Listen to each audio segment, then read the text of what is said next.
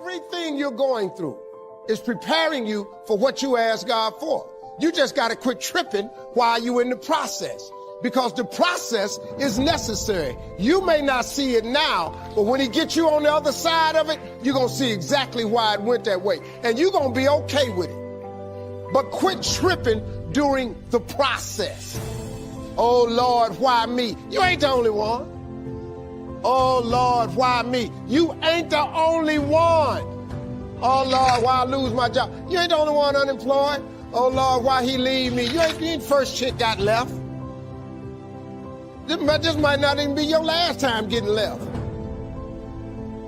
Pull yourself together and quit tripping, because you in the process. God is processing you. He ain't through with you. The Bible says you have not because you ask not. It didn't say you have not because you don't make enough. It didn't say you have not because your credit ain't straight. It simply say you have not because you ask not. But you don't ask because you ain't got that together. When you ask God for something, quit tripping. He got it from him.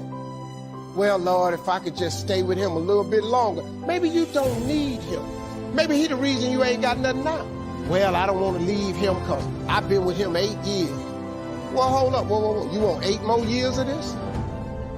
Let his monkey ass go.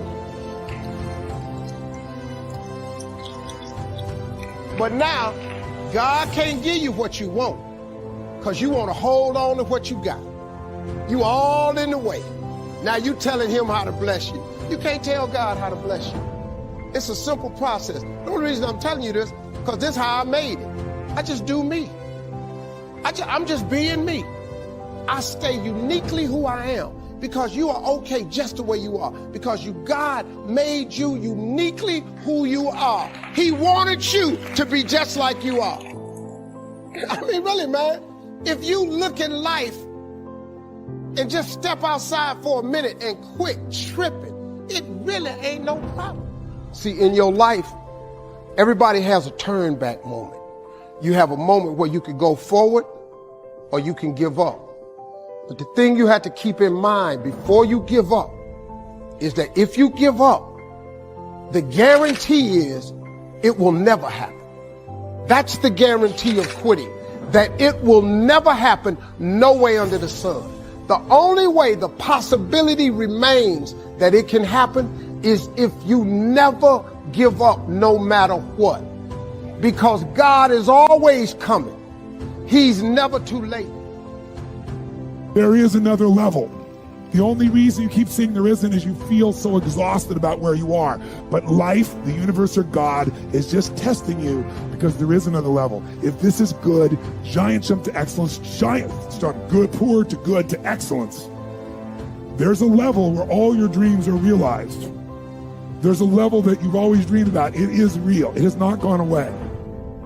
But it takes that extra burst when you think there's nothing left, there's no way, you've tried everything 10 million times, and you keep going. It's almost like God is saying, if you keep hitting this wall enough times, I will see that you will not stop, that you are filled with that level of determination, faith, and courage, and then the door opens, and you get to that next level. But what most people don't know is, the next level is just 2 millimeters above. And it's called outstanding, ladies and gentlemen, outstanding.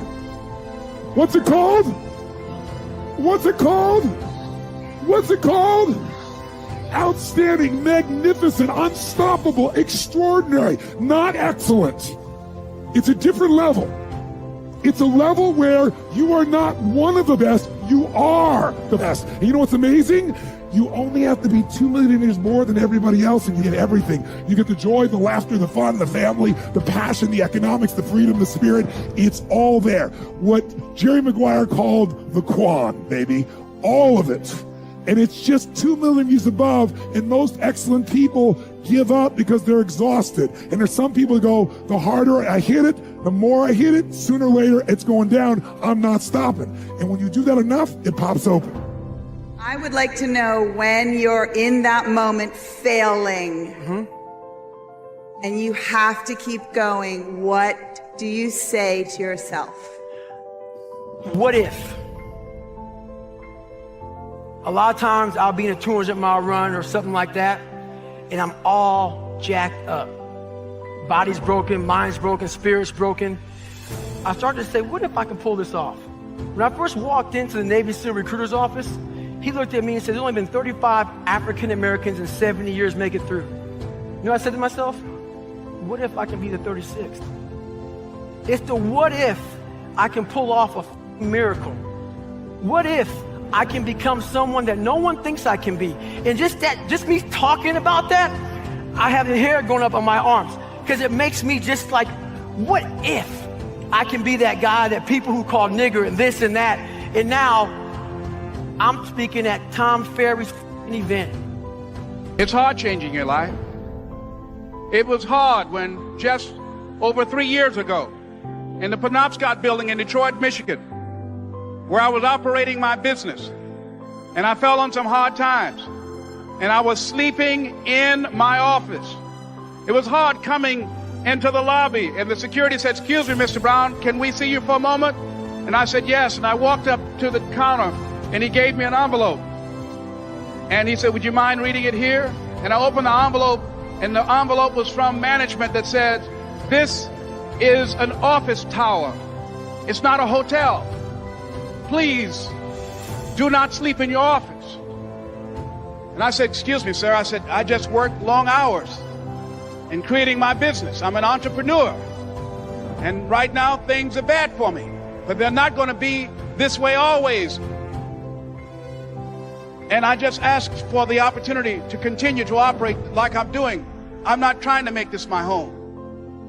And it was hard coming through the lobby. And sometimes they would laugh. There's a guy talking about becoming successful. And look at him. He's bathing in the bathroom upstairs on the 21st floor. He sleeps on the floor. Him and 2 other dreamers up there. Look at him. It was hard, ladies and gentlemen, coming to speak to people.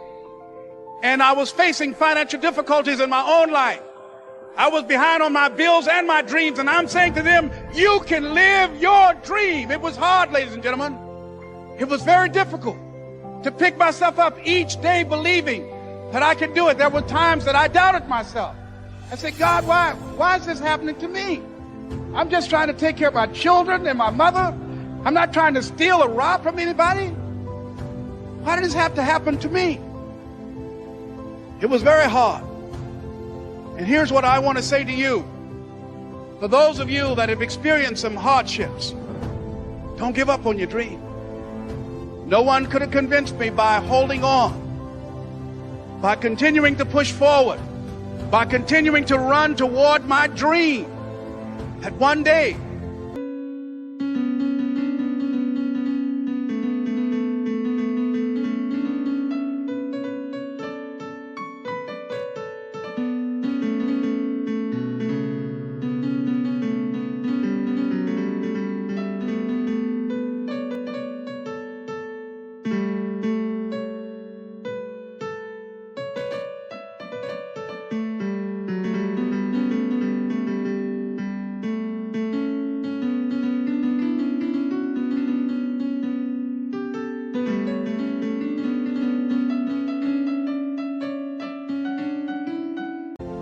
I would have my own talk show. It's a long shot, ladies and gentlemen, from Liberty City, an abandoned building on a floor, never knowing my mother or father. It's a long shot. Being here with you today in this dome in Atlanta, it's a long shot. No college training, labeled educable, mentally retarded, but I kept running toward my dream. Here's the concept of the book. You know, as we talked about the power broke and the fact that I wanted to get people to realize, stop using the fact that you don't have money as an excuse. I understand everybody else in the world tells you you need money to make money and all that other kind of stuff. Yep. And I want to give people the mentality of, all right, listen, I'm going to need to do this myself, and I need to use my Slack resources or the resources that are right in front of me to get where I want to go. So now, after a lot of people have responded to that book really well, and at first I thought they were going to hear power broke. I don't want to be reminded of me being broke, or I don't want to hear when Dame was broke. They responded to really, in a really amazing way. They started to ask, well, what are the techniques? Now I have the mentality. What are techniques? that you do every single day? And why are you more successful than this person, or this person more successful than this person? We all have the same 24 hours in a day. So that's when I created this new one, Rise and Grind. And the theory is that, listen, every day we're going to rise.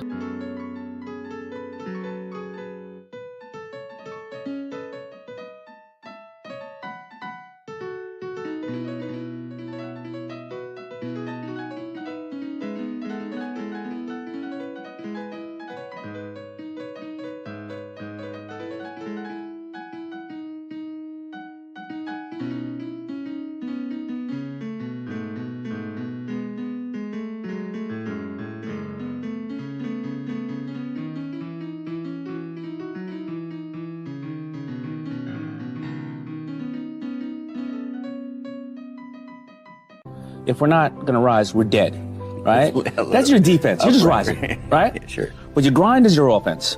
And I've studied, I believe, I've studied dozens of subjects, but I put about 16 subjects in this new book, and they range from everywhere from award-winning actress Catherine Zeta-Jones to Carlos Santana, to our crazy friend Gary Vee, to a young man named Kyle Maynard who was born with no arms and no legs, and army crawled Mount Kilimanjaro. I'm sure you know him as well. To various other people, Brian Lee, who started Shoe Dazzle and with Kardashians, with Kardashians, LegalZoom, and then all of a sudden he does Honest Company with Jessica Alba. I love that story. He wanted to be a rapper. He wanted to be a rapper. I think he's a young he was a young Asian man who told his parents he's moving to New York to be a rapper. I'm not even going to tell you his rapping name. I'll let you read the book. I asked them all the same questions, and then some different ones. What do you do the first 90 minutes of your day? What do you do the last 90 minutes of your day? What did you do when you were 20 that you no longer do when you're 40? What did you do when you were 20 that you forgot to do, and then when you start doing it again when you were 40 or 50, you realize what got you back to this point? Yeah.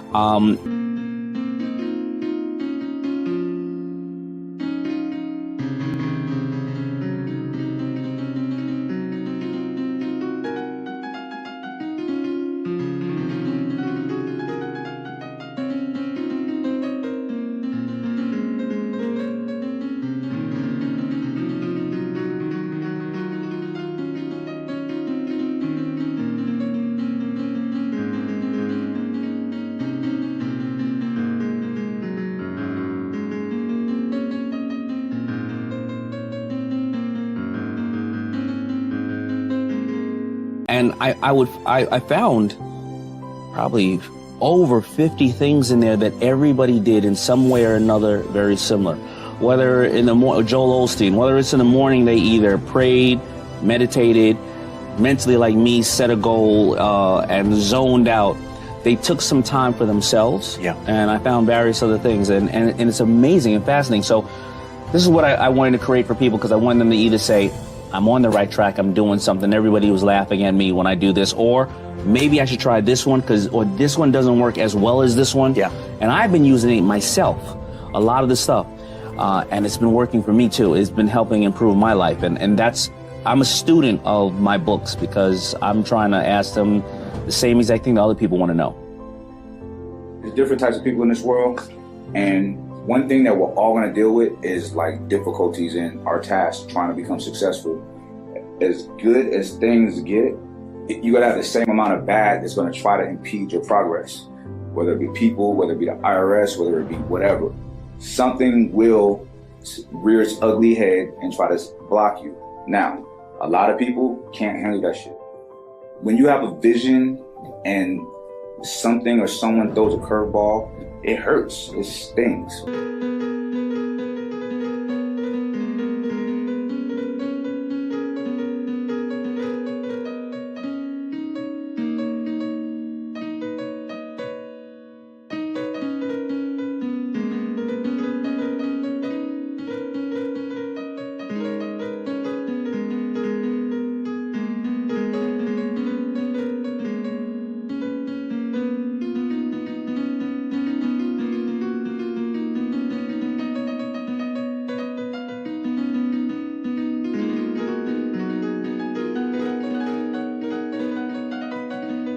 right?